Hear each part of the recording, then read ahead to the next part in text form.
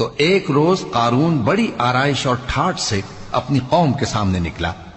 جو لوگ دنیا کی زندگی کے طالب تھے کہنے لگے کہ جیسا مال و متاع قارون کو ملا ہے کاش ایسا ہی ہمیں بھی ملے، وہ تو بڑے نصیب والا ہے۔ اور جن لوگوں کو علم دیا گیا تھا وہ کہنے لگے کہ تم پر افسوس، مومنوں اور نیکوکاروں کے لیے جو ثواب اللہ کے ہاں تیار ہے وہ کہیں بہتر ہے، اور وہ صرف صبر کرنے والوں ہی کو ملے گا۔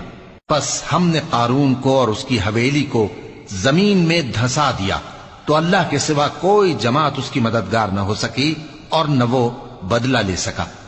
اور وہ لوگ جو کل اس کے رتبے کی تمنا کرتے تھے صبح کو کہنے لگے ہائے شامت، اللہ ہی تو اپنے بندوں میں سے جس کے لیے چاہتا ہے رزق فراخ کر دیتا ہے اور جس کے لیے چاہتا ہے تنگ کر دیتا ہے۔